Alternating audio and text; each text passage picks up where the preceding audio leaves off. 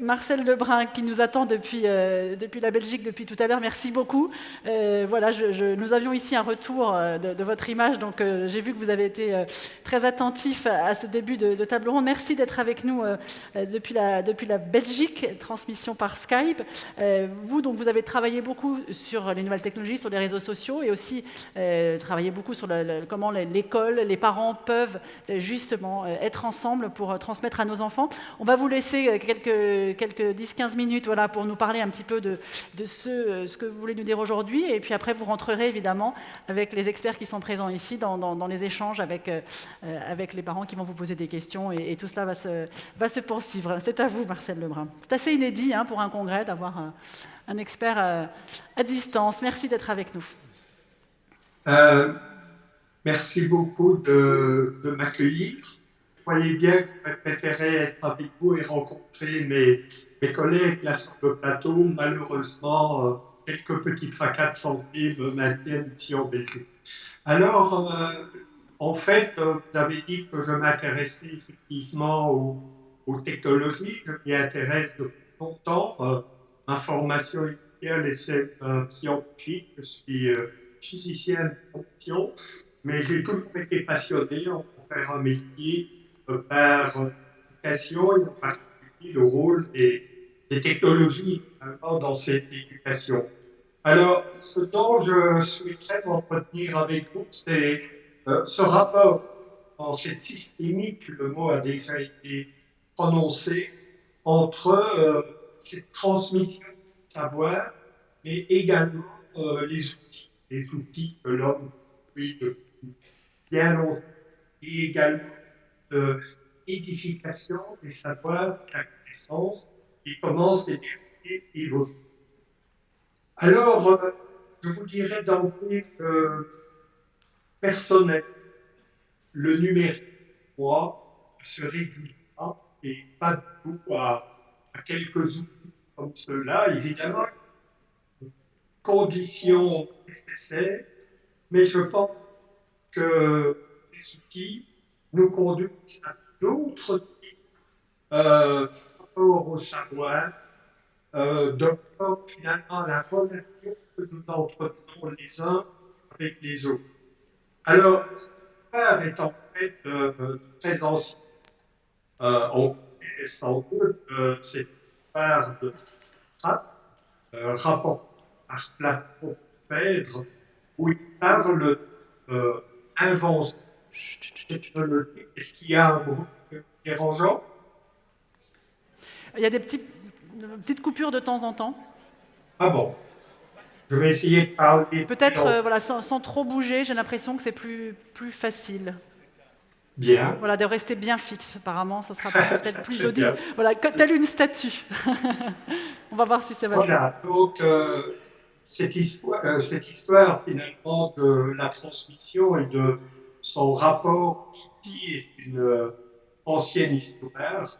On raconte que Socrate racontait la fable du dieu Thoth, vous savez, l'ibis chez les Égyptiens, qui avait apporté aux hommes une invention technologique, l'écriture. Et évidemment, un peu comme les grands aficionados des technologies, il en vantait les mérites, disant qu'ainsi les hommes n'avaient plus la mémoire et leur sagesse deviendrait infinie. Évidemment, en entendant cela, lui répond: qu'est-ce que tu me racontes? Si on écrit des choses par l'écriture, donc, on n'a plus exercé la mémoire, donc on va la perdre.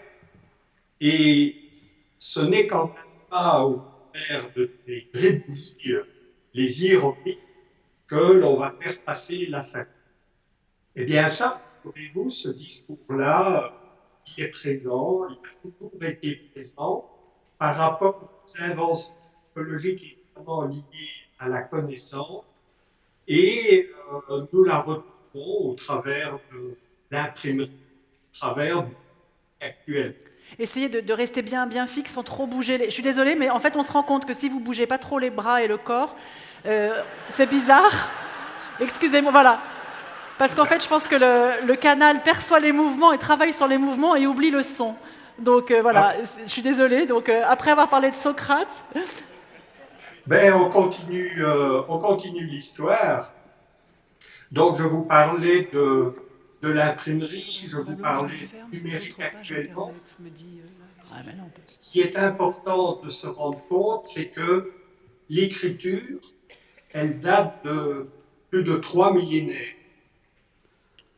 L'imprimerie, elle date de 6 siècles. Et pourtant, comme on l'a dit, ce don finalement de l'écriture et de l'imprimerie, la lecture, l'écriture, est arrivé dans l'école, ben, grosso modo, au XIXe siècle. Donc, on a pu attendre 3 millénaires pour que l'écriture arrive dans l'école et plusieurs siècles pour que l'imprimerie arrive de même. Et le numérique, c'est quelque chose qui est présent dans notre société depuis, on va dire, 20 ans, 30 ans, et déjà, nos jeunes sont ceci proches. Nous l'utilisons tous les jours. Et malheureusement, mon constat est que l'école ne s'en est pas encore emparée et nous n'avons pas des millénaires et des siècles pour le faire. Le numérique et ses inventions technologiques sont pour moi, comme le disait mon vieux Socrate, à la fois et en même temps source d'émancipation d'un problème humain finalement au travers de ces inventions, mais tout aussi source d'aliénisme. Ben, on parle de travail, propos et que l'intelligence artificielle proposée. Le savoir, ben, au début, nous sommes revenus à l'ère de l'imprimerie. Il était défini par les dieux. Les dieux étaient sur le piédestal. Ce sont finalement déterminés l'heure, les événements. Un peu plus tard, avec le livre, l'encyclopédie, les progrès. Mais un peu bousculer les dieux, qui utilisent le pluriel, pour mettre sur le piédestal la raison, la science. À l'heure actuelle, qu'est-ce qui peut remplacer les dieux, la raison, sur le piédestal? Je pense, peut-être, l'humain connecté. L'humain connecté? L'humain connecté. Alors, ces technologies, donc ce numérique dont on parle beaucoup, ben, il nous ouvre en effet de nouveaux espaces de liberté. Il nous ouvre aussi au niveau de l'acquisition des savoirs, voire développement de compétences, de certaines compétences, mais la connaissance ne se réduit pas au cognitif. Nous savons savoir-faire, nature plus pratique, voire, c'est pareil, toutes des choses que l'on met généralement dans la notion de compétence, compétence cognitive, compétence relationnelle, mais aussi ces fameuses compétences transversales dont les intervenants ont déjà parlé, l'esprit critique, la génération Y. Pourquoi? Pourquoi est-ce que je me demande ça?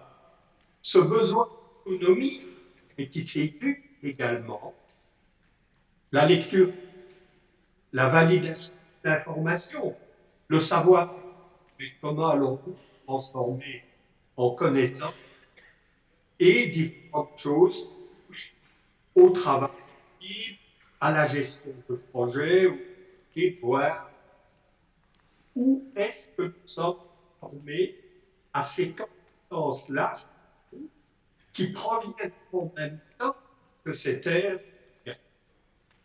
Ce que je veux dire, c'est que pour le pédagogue que je suis devenu, tout cela est bien naturel. Tout cela, et pardon, excusez-moi, on n'a pas entendu cette phrase-là. Tout Tout cela cela est... est bien naturel. Merci. Nous, les francophones, nous avons de grosses difficultés avec cette notion d'apprendre et d'enseigner. Je vais peut-être vous étonner, mais en français, contrairement à l'anglais ou l'espagnol, le verbe apprendre est finalement polysémique. On Polysémique. peut, en français, apprendre quelque chose à quelqu'un. Je vais t'apprendre à faire un vélo, je vais t'apprendre à résoudre une équation, peu importe. Pourtant, pédagogiquement, vous, mon enseignant, ne peut rien apprendre. Je pense qu'il faut une conviction. L'enseignant peut montrer, il peut m'expliquer, il peut me démontrer, me donner des exemples. Mais apprendre, ça revient tout juste à l'apprenant. Ma question c'est, nous enseignants apprennent-ils? Une fois que j'ai redéfini ce rôle de l'apprenant, que vous le comprenez bien, je remets un tout petit peu au centre, et cette évolution pernicienne. À l'école, l'enseignement était au centre, les savoirs étaient au centre, et les compétences, c'était, oui, suivant les autres, de toute façon, un peu périphérique. Je pense qu'à les savoirs externalisés, ils se retrouvent périphériques. Vous devez enseigner le théorème de Pythagore, mais faites vos recherches sur Internet. Vous allez 15 vidéos différentes avec 15 approches pour enseigner le théorème. Et donc, on assiste à cette révolution de au centre, savoir externe. Donc, finalement, je pense que l'éducation de demain sera probablement davantage contextualisée. À l'heure actuelle, on enseigne un peu des lumières récentes, des savoirs décontextualisés. Pour moi, il constitue quelque part le squelette de l'essence. L'humain constitue la chair. Et donc, ce qui est extrêmement important par rapport à ça, c'est que l'école soit davantage transparente avec les contextes dans lesquels elle s'inscrit et à laquelle elle prépare. Marcel Lebrun, je vais peut-être vous demander, parce que la connexion est un peu irrégulière, peut-être de conclure votre propos préliminaire et on reviendra vers vous avec les questions des parents parce qu'ils en ont. Voilà, sur des interventions peut-être un petit peu plus courtes qui seront plus faciles à suivre si vous permettez. Donc je vous laisse conclure en 1 ou 2 minutes et puis on reviendra vers vous tout à l'heure. Merci. Bien, donc j'ai bien parlé de ce rôle émancipatoire finalement potentiel des outils technologiques. J'ai bien cadré la place de l'école et de l'éducation. N'oublions pas, éduquer, conduire au dehors, aller vers les contextes, des choses que nous permettent actuellement le numérique. Et je conclurai en disant, des espaces de liberté, certes, mais qu'allons-nous en faire si nous n'avons pas de repères de valise? Nous étions des terriens associés à la carte, à la géographie. Nous voilà devenus des marins. Et pour les marins, c'est la boussole qui porte. Et cette boussole, ce sont sans doute des compétences. Le numérique nous demande de voir nos rapports au savoir, nos rapports au rôle, tous apprenants et enseignants, nos rapports aux espaces et au temps. Désolé de cette communication. Non, mais vous inquiétez pas, on comprenait 95% de ce que vous disiez. Merci beaucoup.